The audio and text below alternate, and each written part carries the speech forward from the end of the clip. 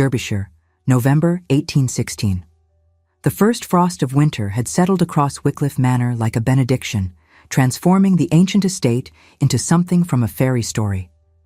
Through the tall windows of the morning room, the gardens lay silver and still beneath a sky the color of pearl.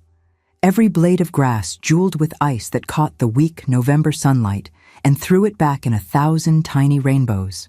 The ancient oaks that lined the drive stood sentinel in their winter sleep, branches etched black against the pale sky, and somewhere in the distance a crow called out, sharp and lonely. Miss Dorothea Finch sat in her customary chair near the fire, positioned with the precision born of 5 years of practice, close enough for warmth but carefully angled so as not to obscure the heat from her employer.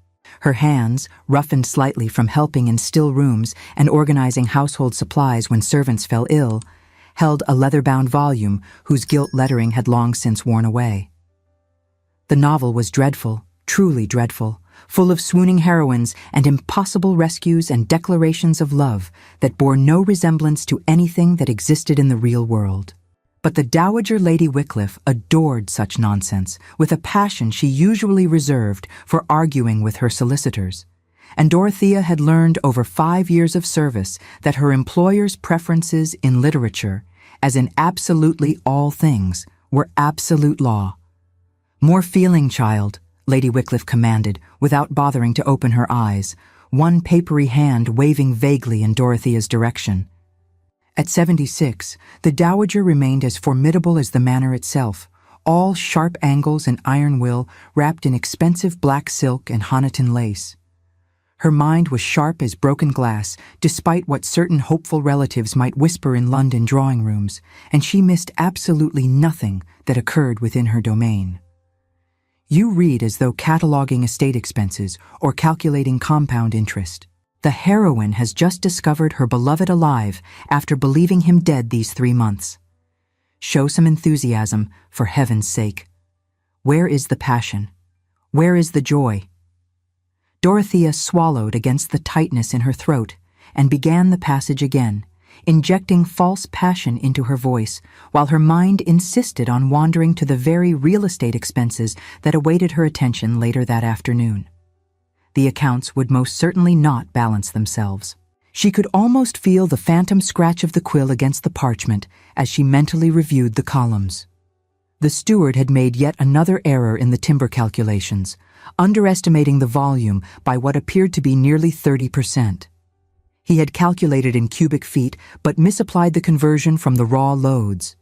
Left uncorrected, the mistake would cost them hundreds of pounds, possibly more. She would need to review the figures again, recalculate everything with fresh ink, and then find some diplomatic way to present the corrections to Mr. Chadwick without wounding his pride so severely that he tendered his resignation. Again.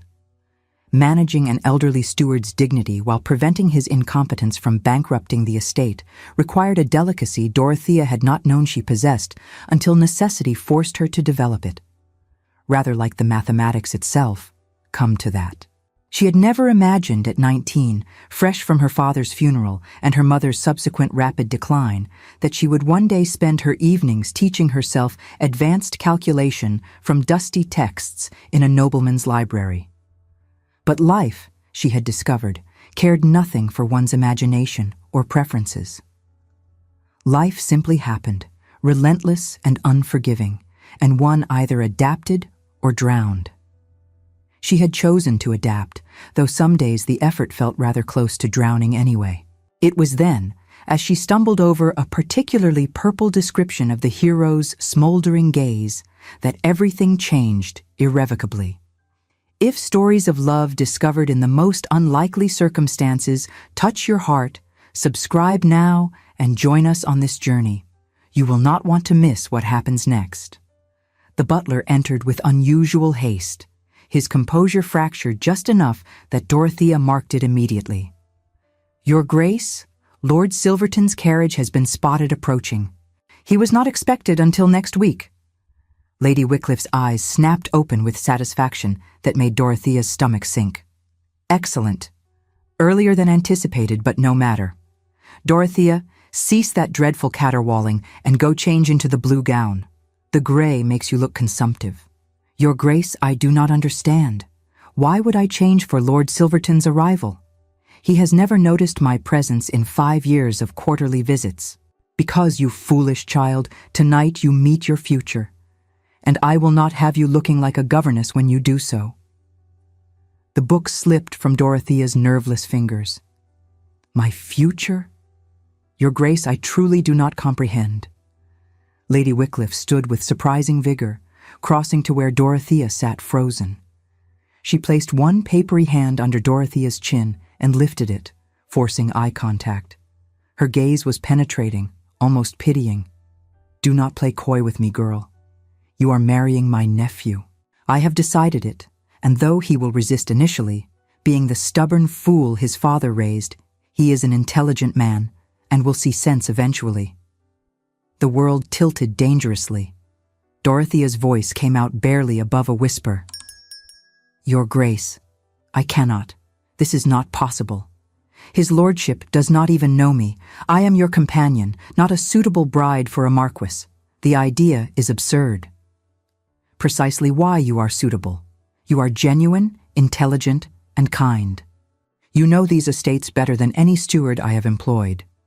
You have saved me thousands upon thousands of pounds over 5 years by correcting investment errors and managing what I am supposedly too senile to handle. You have been invaluable to me, Dorothea. Most importantly, you love him already.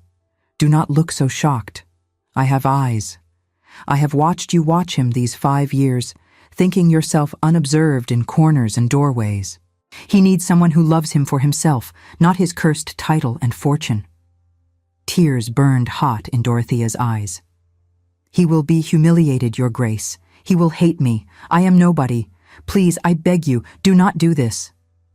Already done. The announcement will be made at dinner tonight. Now go and change that dreadful dress before I burn it myself. Dorothea fled, her vision blurred with tears, her heart hammering against her ribs like something wild and desperate for escape. In her small attic room, she sank onto the narrow bed and pressed her face into her hands, trying to control the panic that threatened to overwhelm her completely. She had been invisible for so long. It had been survival. Learned through necessity after her father's death, left her family destitute, and her mother had followed him to the grave within a year, dying of shame and a broken heart. At 19, Dorothea had been a week away from the workhouse when Lady Wycliffe had offered her the position of companion. 5 years of careful self-effacement, of making herself useful but never noticed, of protecting the fragile peace she had built from the ruins of her former life. And she had watched Lord Damien Coleridge, Marquess of Silverton, during his quarterly visits to his aunt. Watched and, God help her, fallen impossibly in love, despite knowing it was the height of foolishness. He was everything she could never have. Wealthy beyond measure, titled powerful, moving through the world with the unconscious grace of a man who had never known want or desperation. And yet there were moments, brief flashes, when he thought himself unobserved, when his mask of cold aristocratic control slipped and she glimpsed the man beneath. The way he spoke gently to elderly tenants, the coins he slipped to footmen at Christmas, believing no one noticed. The books he read late at night in the library, philosophy and poetry, not the political treatises one might expect. She had no illusions about her own worth. 26 years old, plain, penniless, the daughter of a disgraced viscount who had gambled away everything, including his family's good name. Her auburn hair was unfashionable, her figure fuller than society preferred, her face scattered with freckles that no amount of lemon juice could fade. She had made peace with spinsterhood, had found dignity in service, had taught herself to want nothing more than what she had. But Lady Wycliffe had just shattered that careful peace completely. Downstairs in the drawing room, Lord Damien Coleridge, Marquess of Silverton, stood before the fire and tried to control his temper. His aunt sat in her usual chair, looking remarkably pleased with herself, which immediately made him suspicious. You summoned me with an urgent letter claiming you had selected my bride and would tolerate no further delays. His voice was ice, the tone he used in Parliament when particularly displeased. "I am here, grandmother, and I am waiting for an explanation of this presumption." "Presumption?" Lady Wickliffe's eyebrows rose. "I am 76 years old, Damien. I am not immortal, and you are 34 with no heir and no wife. Someone must take action, as you clearly will not. I am not a horse to be matched at your whim. I will choose my own bride if and when I decide to marry, which I have not. You have that ridiculous list of requirements: intelligence, character, capability, honesty, genuine affection, rather than social climbing. I have found you precisely what you claim to want. You will thank me eventually." Damien stared at his aunt, cold dread settling in his stomach. "Who?" "You will meet her at dinner, and you will be civil, Damien, or I swear by all that is holy, I will disinherit you and leave everything to charity. Do not test me on this. I have already had the papers drawn." He opened his mouth to argue, saw the steel in her eyes, and closed it again. 1 week. He would give her 1 week to see reason, and then he would return to London and his ordered, controlled life, where elderly relatives did not meddle in matrimonial matters. Dinner was announced, and Damien offered his arm to his aunt with frigid courtesy. They entered the dining room, and he looked around expecting to see some suitable aristocratic lady waiting. The room was heavy with silence. Not a peaceful quiet, but a suffocating weight that pressed against the chest. The servants stood like statues, eyes averted, sensing the impending storm. Miss Dorothea Finch, his aunt's companion of 5 years, stood beside the table wearing a blue gown that did nothing to disguise her humble station.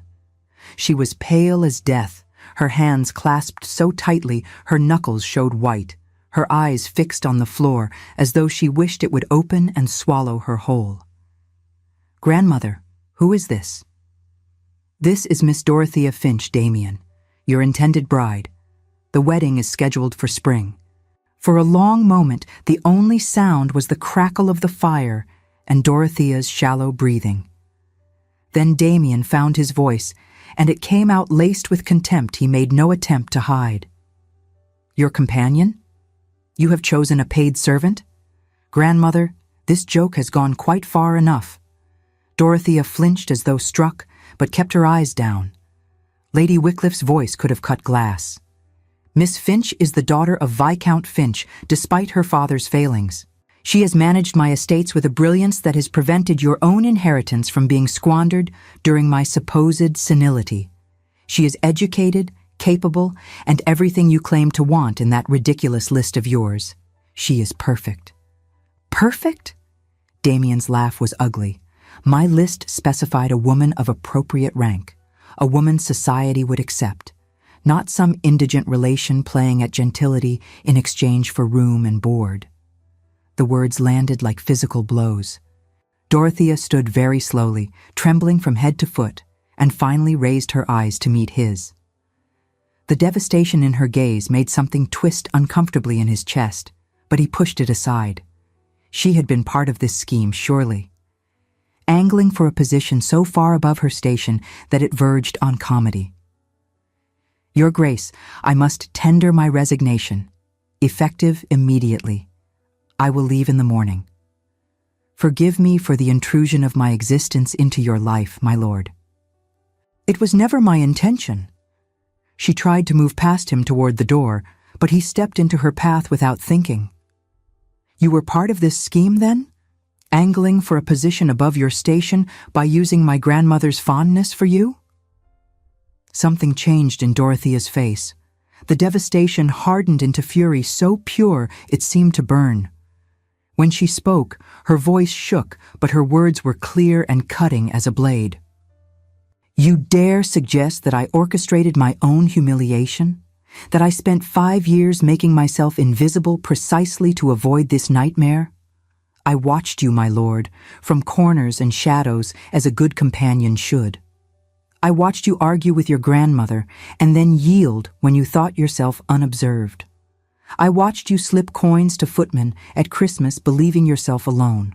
I watched you read to dying tenants and offer comfort. I watched you be a good man that society does not see. I watched you and fell in love despite knowing it impossible."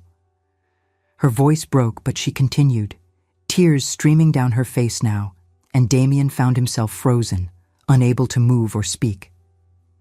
"And now you stand here accusing me of ambition when your arrogance blinds you to everything beyond your precious consequence. I had nothing, Lord Coleridge. My father destroyed everything, including my faith in my own worth. Your aunt gave me shelter and dignity and purpose when I was 1 week from the workhouse. I owe her a debt I can never repay. But I will not marry a man who finds the very idea of wedding me absurd. I will not be pitied." She pushed past him and fled, not through the main door, but toward the servants' stairs, her footsteps echoing in the sudden terrible silence she left behind. Damien stood motionless, her words echoing in his head. "Watched you and fell in love." His aunt's voice cut through his shock like a whip. "Well handled, Damien. Quite gentlemanly, reducing her to tears and accusing her of gold digging. I am certain your parents would be so proud." He turned to face her, and for the first time in years felt something uncomfortably like shame. "Grandmother, you cannot expect me to simply accept this. I expect you to honor your word. 1 week, Damien. You promised me 1 week of honest effort, or I will disinherit you completely and leave the estates to a charitable trust. I have already spoken to my solicitor. You would not dare. Watch me. I am 76 years old and dying on my own terms. You have a choice. Spend 1 week genuinely coming to know Dorothea and giving her a fair chance, or lose everything. Your pride or your birthright. Choose now." He was trapped and knew it. He had given his word, and a gentleman's word was inviolate. "She is unlikely to agree after tonight. She will agree because she owes me. Now go and apologize. A real apology, Damien, not some aristocratic nonsense. Humility and honesty, or do not bother." He found her eventually in her attic room, a space so small and bare it made his throat tighten. She was weeping into her pillow, and the sound of it was wrenching. He sat on the floor outside her door, propriety be damned, and spoke through the wood. "Miss Finch, I have behaved abominably. There is no excuse. Surprise and shock do not justify cruelty, and you deserved far better. I am asking, begging you, for 1 week. Let me come to know you truly, not as the companion I have ignored, but as the person my grandmother sees. 1 week of honest effort, and then you decide. If you still wish to leave, I will provide references and a settlement to ensure you are never desperate again. You have my word. I will ensure you are independent and safe, no matter your choice." Long silence. Then the door opened slowly, and she stood there, red-eyed and exhausted. 1 week, my lord. For your aunt, not for you. I love her everything. But understand this clearly. I expect nothing from you. When the week ends, I leave regardless. I will not stay here watching you eventually marry some diamond of the first water while I serve tea and pretend my heart is not broken. I cannot endure that." "Fair enough," he said quietly, and meant it. 1 week to prove I am not entirely the heartless bastard I appeared tonight. Will you at least give me that?" 1 week, she repeated, and closed the door between them. The following morning dawned cold and bright, and Damien found Dorothea in the estate office, going over accounts with a precision that surprised him. She glanced up as he entered, her expression carefully neutral. "My lord, how may I assist you?" "I thought perhaps you might show me what you do here. My grandmother claims you have been managing the estates. I confess I am curious to see what that entails." She studied him for a long moment, then gestured to the ledgers spread across the desk. "These are the accounts for the past quarter. I have been reviewing the timber sales and found a rather significant discrepancy." He moved closer, looking over her shoulder at the neat columns of figures. Her handwriting was precise, mathematical notations in the margins showing calculations that would have baffled most stewards he knew. What kind of discrepancy?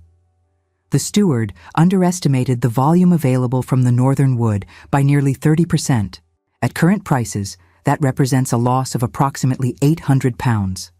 I have corrected his figures using cubic feet rather than his estimations and sent instructions to adjust the sale accordingly. Damien stared at the numbers, then at her. You calculated this? Mathematics is not so very difficult, my lord, when one applies oneself to learning it properly. Your aunt has an excellent library, and I have had 5 years with little else to occupy my evenings. He pulled up a chair without asking permission and sat beside her. Show me the rest. What followed was a revelation that left him feeling distinctly humbled. Dorothea walked him through 5 years of estate management with a competence that exceeded his own steward's work. She had identified and corrected errors, prevented fraud, negotiated better prices for goods, and managed investments that had increased his aunt's income substantially. She knew every tenant family by name, their children, their circumstances, their needs. She had quietly improved cottages, ensured fair treatment, mediated disputes, and created a system of efficiency that would have impressed the most hardened man of business. Why did you never tell anyone? He asked finally, stunned by the scope of what she had accomplished. Why let my aunt take all the credit? Because, my lord, a companion is meant to be useful, not acknowledged. I was grateful for the work, for the purpose it gave me. I did not require recognition. That is absurd. You should have been managing these estates openly, receiving proper compensation for work of this caliber. She smiled, but it was sad. A woman of 26, with no connections and no fortune, does not receive such opportunities, Lord Coleridge. I took what was offered and made the best of it. That is how one survives. He found himself looking at her properly for the first time. Really looking, not at the companion who faded into corners, but at the woman before him. Auburn hair caught the morning light, turning it copper and gold. Green eyes held intelligence and something else, a deep well of strength forged through adversity. Her face was unconventional, certainly, scattered with freckles across her nose and cheeks, but there was character in it, beauty of a kind he had not been trained to recognize. She was not fashionable, but there was something compelling about her stillness, her quiet dignity despite everything she had endured. Tell me about yourself, he said suddenly. Not the accounts or the estates. Tell me about Dorothea Finch. She looked startled, then wary. There is little to tell that would interest you. I doubt that very much. Please, we have a week. Let us use it honestly. So she told him, haltingly at first, and then with growing confidence, about her father, a good man who had fallen into gambling and destroyed his family through weakness rather than malice, about her mother's death from shame and grief, about the terror of being 19 and facing destitution with no skills and no protection, about Lady Wycliffe's offer arriving like salvation when Dorothea had been measuring her possessions against what might buy her one more week before the workhouse. She spoke of books she had read, philosophy and science and poetry consumed in stolen hours, of teaching herself mathematics because numbers made sense when the world did not, of the satisfaction she found in solving problems, in making order from chaos, in being useful to someone who valued her work, if not her person. And as she spoke, Damien found himself leaning forward, drawn in despite himself by the quiet passion in her voice when she discussed ideas, the wry humor that emerged when she felt safe enough to let it show, the fierce intelligence that had been hidden behind years of learned invisibility. Why did you make yourself invisible? He asked when she fell silent. You are extraordinary, Miss Finch. How did I never see you? Her smile was bittersweet. Because, my lord, I perfected the art of invisibility over many years. Companions are meant to be seen but not noticed, useful but not acknowledged, necessary but never important. I have been a ghost in your peripheral vision for 5 years, but perhaps I wanted to remain unseen as well. Why would you want that? Because seeing me meant acknowledging the impossibility of what I felt. It was easier to remain invisible than to hope for things that could never be. Hope is dangerous when one has so very little to lose. The words hung between them, honest and raw, and Damien felt something shift in his chest. Something uncomfortable and unwelcome that felt dangerously like the beginning of genuine feeling. The week progressed in a manner that surprised them both. Damien found himself seeking out Dorothea's company, drawn by her sharp mind and sharper wit. They walked the estate grounds, and she introduced him to tenant families he had met a dozen times but never truly known. Mrs. Ashfield and her 5 children, the youngest born after her husband's death in a farming accident, surviving on Dorothea's quiet intervention that had secured them the cottage and a small income. Old Thomas Marbury, who had worked Wycliffe lands for 60 years and whose rheumatism Dorothea treated with remedies she had learned from an herbal in the library. The Kingswell family, whose eldest son showed promise as a scholar and whom Dorothea had been secretly tutoring in Latin and mathematics. "You have been doing all this?" Damien asked as they walked back toward the manor, the November air sharp in their lungs. "Managing the estates and caring for these families and asking nothing in return?" "They are good people who deserve more than circumstance has given them," Dorothea said simply. "I had the ability to help, so I did. Is that not what we owe to those in our care?" He thought of his own estates in Lincolnshire, managed by efficient stewards who saw tenants as numbers in ledgers rather than human beings with names and stories. "You shame me, Miss Finch. You make me see how little I have truly paid attention to what matters. You have responsibilities I cannot imagine, my lord. Parliament and politics and managing a marquessate. I do not presume to judge." "Perhaps you should. I think I would benefit from your judgment more than I have benefited from my own in recent years." That evening, they sat together in the library, a room Dorothea clearly knew intimately. She pulled books from shelves without hesitation, showing him her favorites, arguing philosophy with a passion that made her eyes shine. When she switched effortlessly into Latin to quote Cicero, he laughed with genuine delight for the first time in years. "Where did you learn Latin?" "Here, from your aunt's library. I taught myself over several years. It seemed a shame to let all these beautiful texts sit unread simply because I was never given a classical education." She paused, then added with careful casualness, "I have been working on a translation of Lucretius. It is purely for my own amusement, of course. No one would publish such work from an unknown woman." "May I see it?" She hesitated, then retrieved a worn notebook from behind other books on the shelf. The pages were covered in her neat handwriting, Latin text on one side, an English translation on the other, with annotations showing her wrestling with particularly difficult passages. Damien read a page, then another, his respect growing with each line. Her translation was elegant, scholarly, capturing nuances that more famous translations missed. "This is remarkable work, Miss Finch, truly remarkable. You have a gift." Color rose in her cheeks, and she looked away. "You need not flatter me, my lord. The week will pass regardless." "I am not flattering you. I am stating fact. You have been wasted here, hidden away, when you should have been at Cambridge or Oxford debating with scholars. It is criminal. Women are not permitted at universities, as you well know. This is as close as I will ever come to that life. But I am grateful to have it. Many women have far less."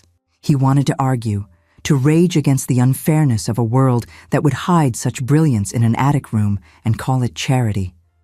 But her expression had closed, as though she could not bear to want things that remained forever beyond her reach. The crisis came on the 4th day, sudden and devastating as November storms always were in Derbyshire. The river that fed through the estate rose overnight, swollen with rain from the moors, and by morning had breached its banks and flooded the lower tenant cottages. Damien woke to shouting and organized rescue efforts immediately, but the estate steward had been thrown from his horse the previous day and was bedridden. Chaos descended as everyone tried to help, and no one coordinated the effort. Dorothea appeared in the midst of the confusion, assessed the situation with one comprehensive glance, and took command with a quiet authority that brooked no argument. She organized teams to evacuate families, designated the old hay barn as temporary shelter, sent servants to gather blankets and food, directed the strongest men to sandbag against further flooding, and managed the entire crisis with military precision. Damien worked beside her for 20 hours straight, hauling families to safety, carrying children through water that rose past his knees, his coat and dignity both abandoned somewhere in the mud. He watched Dorothea wade into water, nearly to her waist, to rescue an elderly woman's cat, the creature being the last link to her recently deceased husband, and hold the bedraggled animal gently while the woman wept with relief. By nightfall, the worst had passed. Families were safe, if uncomfortable, in the makeshift shelter, and the immediate danger was controlled. But the bridge to the main house had been damaged and was deemed unsafe, stranding Damien and Dorothea in the groundskeeper's cottage on the safe side of the swollen river. They sat before the fire, exhausted beyond speech, covered in mud and river water. Dorothea had lost her bonnet hours ago, her hair falling loose around her shoulders, and she had never looked more beautiful to him. Not beautiful in the conventional sense that society prized, but fierce and capable, and wholly herself. "You saved lives today," he said finally, his voice hoarse from shouting instructions. "You were extraordinary." "We saved lives," she corrected, not looking at him. "I simply organized what needed doing." "No, you led. I provided muscle, but you provided everything else: strategy, calm, competence, courage. I have been blind, Dorothea. Willfully, deliberately blind, because seeing you meant something I was not prepared to face." She turned to look at him then, firelight catching in her green eyes, turning them gold. What did it mean? He moved closer, drawn by something he no longer wanted to resist. "It meant risking a heart I locked away 11 years ago. It meant vulnerability I swore never to allow again. It meant wanting something beyond duty and control and the careful emptiness I have built around myself. It meant falling in love when I had convinced myself I was incapable of feeling anything at all." Her breath caught. "Do not mock me. That cruelty is too much to bear. I am not mocking you. I am terrified. I am 34 years old, Dorothea, and I have spent more than a decade building walls to keep the world out and the pain locked in. Then you stand there covered in mud, holding a rescued cat, looking like Boadicea herself, who waded into danger without hesitation to save what others would have dismissed as worthless, and something cracks open in my chest that I believed sealed forever." He took her hand, feeling her tremble. "When I was 23, I was engaged to Lady Eliza Ashbrook. Beautiful, accomplished, everything society claimed I should want. 1 week before I intended to propose, I overheard her laughing with her mother. She said, 'Poor besotted Silverton actually believes I love him,' as if she would marry for affection when the Marquess of Lindley had twice the fortune and actually knew how to smile. But Silverton's title was adequate, and he was so easily managed." His voice went rough with remembered pain. "I swore that day never to be vulnerable again, never to love again, never to risk feeling what I felt in that moment, realizing the woman I adored thought me a useful fool. I built walls, Dorothea, tall and thick and strong, and convinced myself I was safer inside them. Then you, with your brilliant mind and fierce heart and refusal to be diminished by circumstances that would have destroyed someone weaker, you have undone every defense I built. You terrify me. The thought of loving you terrifies me. But the thought of not loving you, of returning to London and my empty existence and never seeing you again, that is unbearable." He paused, looking towards the window where the storm still raged. "We are stranded here tonight. I know what this means for your reputation. By morning, you will be compromised in the eyes of the world. Honor demands that I offer you marriage now, regardless of our feelings." He turned back to her, his gaze intense. "But I do not wish to marry you for honor. I wish to marry you because I cannot imagine my life without you. I want you to choose me, Dorothea, not because you must, but because you wish to." Tears streamed down her face, tracking through the mud on her cheeks. I am afraid too, Damien. Afraid you will realize I am not enough. Afraid the novelty will fade and you will remember I am nobody. Afraid to hope when hope has cost me so dearly before. You are not nobody, he said fiercely, framing her face with his hands. You are everything. Everything I did not know I needed. Everything I was too blind and proud to see. But I understand the fear. I carry the same. Promise me we will be afraid together?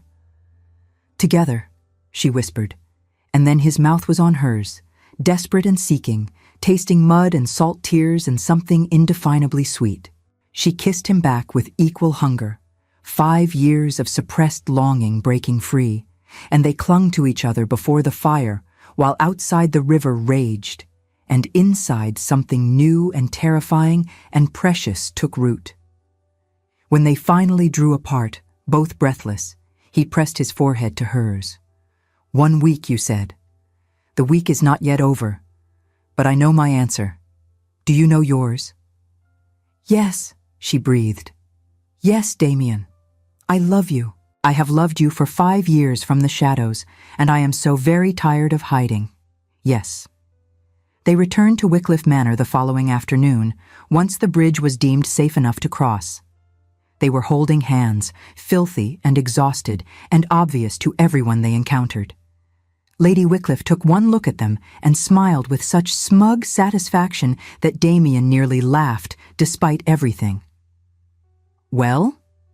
You were right, grandmother. As always, I am marrying her. Of course you are. I told you she was perfect. But their happiness was short-lived. That evening, as they sat together in the drawing room making tentative plans, the butler announced unexpected guests. Lady Victoria Huntington and her mother, the Marchioness of Westbridge, swept in with claims of Christian charity and concern about the flooding. It was a transparent lie. News traveled through the aristocracy faster than plague, and someone had gotten word to them about Damien's impending engagement to his aunt's companion. They had come to sabotage, and they wasted little time in beginning.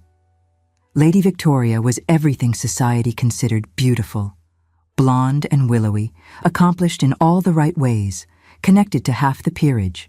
Her mother, the former Lady Ashbrook, was the mother of Damien's long-ago almost fiancé, and she had been angling for a connection between their families for 3 years. She was also one of the most vicious women Damien had ever encountered, cruelty dressed in silk and false sympathy. Dinner was torture.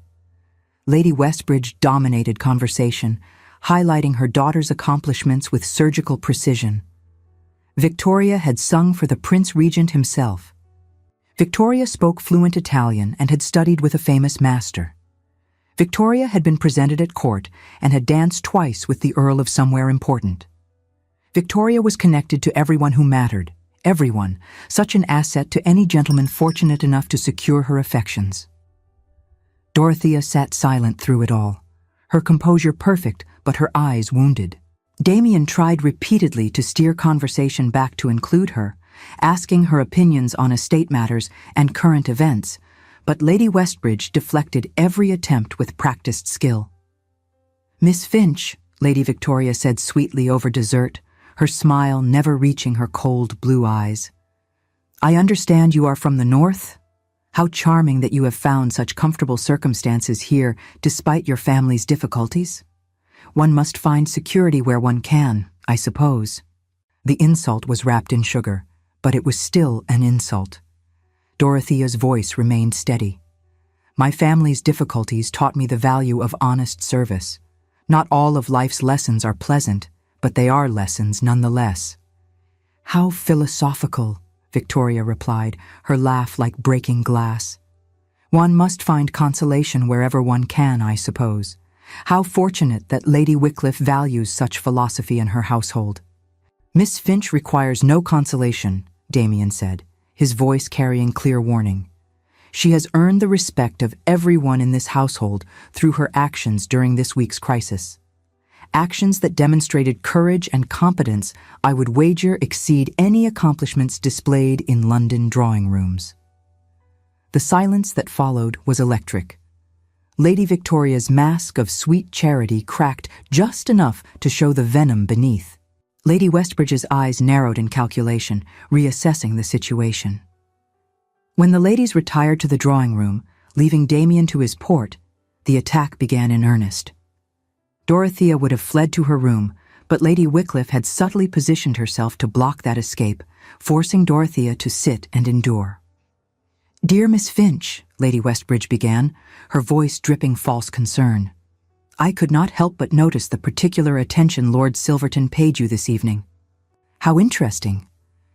"His lordship is kind to everyone in the household," Dorothea replied carefully. "Is he? How curious.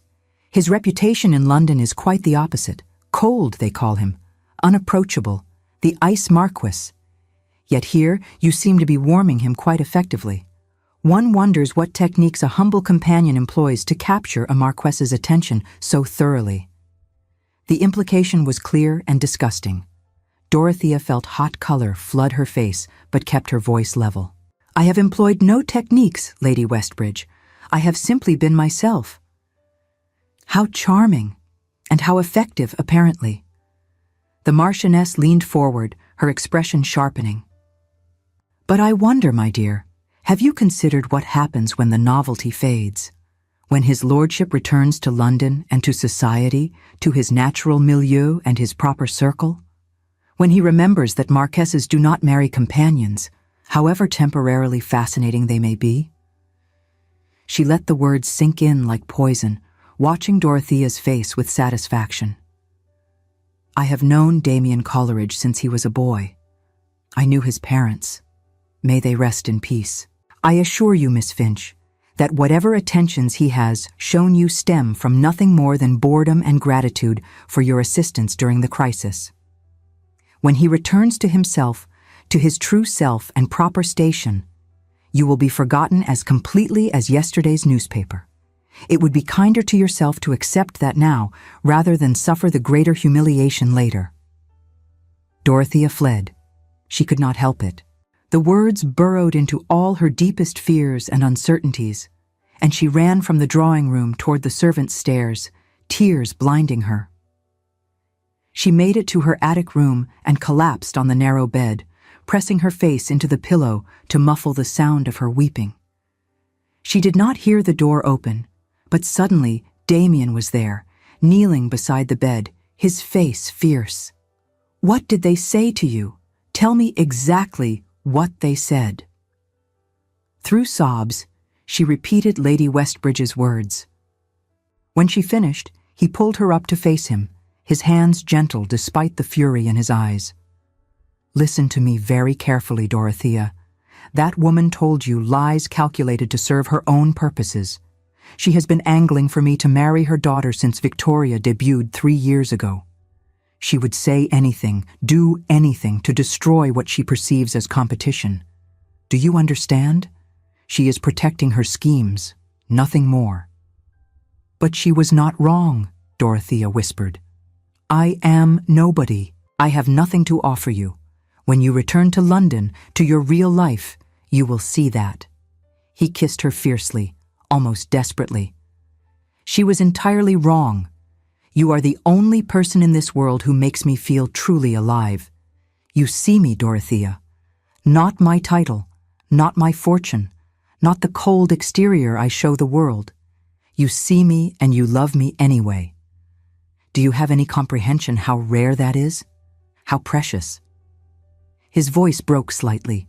"I spent 11 years avoiding precisely this moment because I could not find anyone worth the vulnerability, worth the risk of being hurt again. But I found you. When I imagine my future, you are in it. When I think of my life without you, it becomes unbearable. Marry me, Dorothea. Not because my grandmother demands it, not because of duty or obligation or any other cursed reason. Marry me because I love you desperately and cannot imagine facing the rest of my life without you beside me." "Yes," she sobbed, throwing her arms around his neck. "Yes, yes, I will marry you.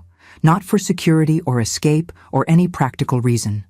I will marry you because I love you, have loved you for 5 years, will love you the rest of my life." They clung to each other in her tiny attic room, aristocratic propriety abandoned completely. Two people who had found each other against impossible odds and refused to let go. But Lady Westbridge was not finished. The following morning, she requested a private audience in the morning room, claiming to have urgent information regarding Miss Finch. When Damien entered, followed by Lady Wycliffe and Dorothea, Westbridge produced a sealed letter with a triumphant flourish. "I felt it my duty to warn you, Lord Silverton. I have received correspondence regarding your intended. It details a history of calculation and manipulation that I believe you should see before making a mistake that will ruin your family name." She handed him the letter, which contained twisted versions of Dorothea's estate management, making her sound calculating and mercenary. It detailed every kindness Dorothea had shown tenants as evidence of public manipulation.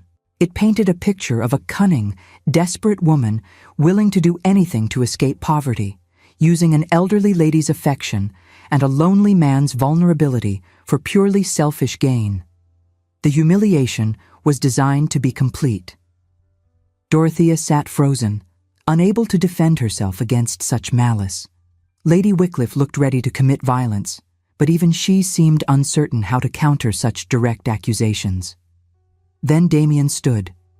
He did not raise his voice. He did not have to.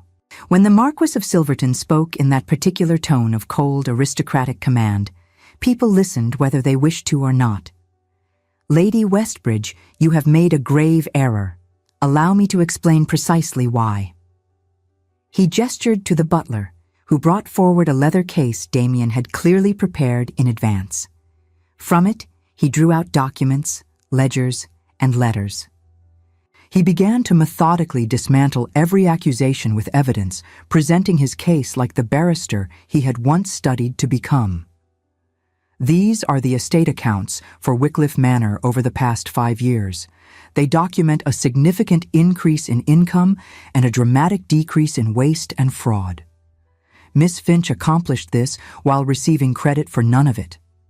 If she were the manipulative schemer you describe, surely she would have demanded recognition and compensation. Furthermore, I have here letters from tenants written over 5 years, addressed to an anonymous benefactor they believe to be my aunt, praising improvements to their cottages and education for their children. I have confirmed that every one of these kindnesses came from Miss Finch's own initiative and often her own small income. She has been secretly helping people who could do nothing for her in return. He placed the documents on the table before Lady Westbridge, the sound heavy in the silence. These are financial analyses that prevented investment fraud that would have cost my family thousands. These are solutions to problems that baffled paid stewards, provided freely without expectation of reward. He turned to face Lady Westbridge directly, and his voice went dangerously quiet. "You dare call this woman a manipulative servant? You dare humiliate and degrade someone who has been silently saving estates while my aunt and I took all the credit? You dare suggest she is calculating and mercenary when every action she has taken has been in service to others, with no thought for herself?" He looked at her with clear contempt. "This woman you have attempted to destroy is extraordinary. She is brilliant, capable, kind, and worthy of admiration from anyone with the sense to recognize true quality. Your so-called evidence is the pathetic attempt of a desperate woman to destroy someone who threatens your daughter's prospects simply by being herself, by being genuine, intelligent, and deserving of respect." He turned finally to Dorothea, and his expression softened completely. He dropped to one knee before her, ignoring the gasp from Lady Westbridge, and took her hand. "Dorothea, I am asking you publicly before these witnesses, not because I need to rescue you, but because I need you. I need your intelligence and your honesty, and your strength and your partnership. Will you be my Marchioness, not as my inferior, but as my equal? Will you be my wife not out of duty or obligation, but because we love each other? Will you?" The room had gone utterly silent. Dorothea looked down at him through tears that blurred her vision, at this proud, controlled man kneeling before her in declaration that made him as vulnerable as she felt. Her voice when she spoke was clear, despite the tears. Yes, yes, Damien, I will marry you. Not for your title or your estates or escape from poverty. I will marry you because I love you desperately, because you see me truly when the world has tried to make me invisible, because together we are better than either of us could ever be alone. Yes. He stood and pulled her into his arms and kissed her before everyone, propriety be damned. There was no applause, only a stunned, reverent silence. Lady Wycliffe smiled with deep satisfaction. And Lady Westbridge, pale and defeated, realized that against such absolute conviction she had no power left. She withdrew from the room in disgrace, her scheme exposed and her influence shattered. News of the incident spread through society with predictable speed. The Ice Marquess had chosen an invisible companion over diamonds of the first water, and had publicly destroyed social climbers with evidence and eloquence.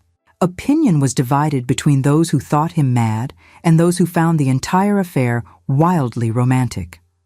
But no one, absolutely no one, questioned Dorothea's worthiness again after Damien's comprehensive defense of her character and capabilities. The weeks that followed were a whirlwind of preparation.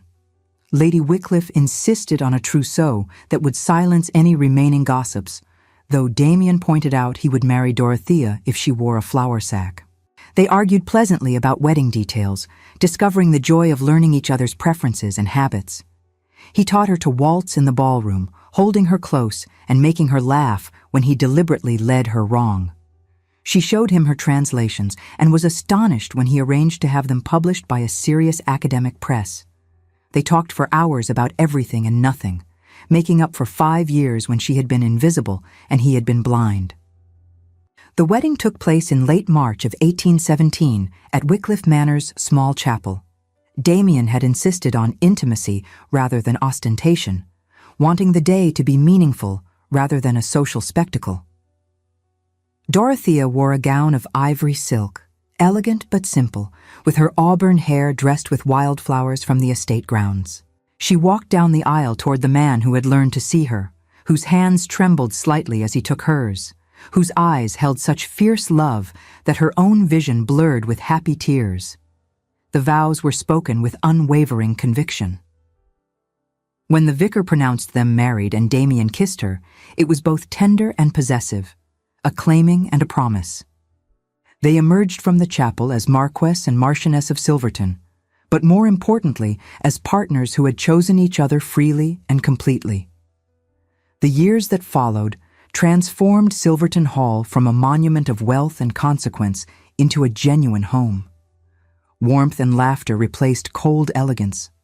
Children came, 4 of them over the next decade, 2 boys and 2 girls, all with auburn hair and sharp minds that reminded Damien daily of their extraordinary mother.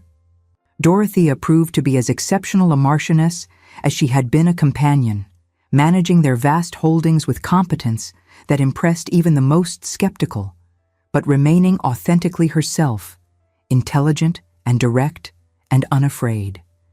Damien consulted her on everything, political decisions and financial matters and estate problems, recognizing that her judgment strengthened his own. They became known as an unusual couple, the Marquess who actually loved his wife and showed it openly, the Marchioness who managed estates and published scholarly translations and refused to be bound by society's limited expectations of aristocratic ladies. Some disapproved, many more admired. They faced difficult times together, griefs and setbacks, and the endless pressures of their position. But they faced them as partners, their bond strengthened rather than weakened by adversity. They learned that love was not simply the passionate beginning, but the daily choice to see each other truly, to value each other completely, to build a life that honored both individuals and their union. Lady Wycliffe lived to see her great-grandchildren, dying peacefully at 82, with satisfaction that everything was exactly as she had planned it. Her final words to Damien were characteristically smug. "I was right, as always. Tell your wife I expect proper acknowledgement of my brilliance in the family histories." 7 years after their wedding, On a golden afternoon in autumn, Damien and Dorothea walked through the gardens at Wycliffe Manor, while their children played nearby under the watchful eyes of nursemaids. They were visiting to tend Lady Wycliffe's grave and ensure the estate she had loved remained well managed. Their hands were linked with the easy intimacy of long marriage. "I was blind for 5 years," Damien said suddenly, watching their eldest daughter help her younger brother climb a tree. "Willfully, deliberately blind." "You were scared," Dorothea replied, squeezing his hand. "Understandably so. Hearts that have been broken learn to protect themselves. I almost missed you, almost threw away every chance at happiness because of pride and fear and sheer stupidity. The thought of how close I came to losing you still terrifies me." She stopped walking and turned to face him, reaching up to touch his cheek. "But you did not miss me. That is what matters. You looked eventually. You saw me. You chose me. And you have chosen me again every day since. That is not stupidity, my love. That is courage." He pulled her close and kissed her there in the garden, where their children could see, not caring who might be watching. "I would choose you again every day for the rest of my life. You saved me, Dorothea, from coldness and loneliness and the half-life I had built around my fear. You taught me to truly live again." "We saved each other," she corrected softly. "You gave me back my voice and my worth and the courage to be seen. We healed together. That is what love does when it is real and true and strong enough to weather everything life brings." They stood together in the fading light, two people who had found each other against impossible odds and built something precious from the ashes of their separate sorrows. Behind them, their children laughed and played. Before them lay decades yet to be lived, challenges yet to be faced, joys yet to be discovered. But they would face it all together, partners and equals, seeing each other truly and loving each other completely. And in her grave nearby, Lady Wycliffe surely smiled with satisfaction, knowing that her interference and determination and absolute certainty had given two deserving people the chance at happiness they would never have found alone. Sometimes, she had always believed, love needed a firm push from a formidable woman who knew better than the fools involved. And she had been right. She had always been right. Thank you so much for staying with us until the very end. If this story of love found in unexpected places touched your heart, please like, subscribe, and share it with someone who believes in second chances. Your support helps us continue bringing you stories of courage, dignity, and love that transforms everything.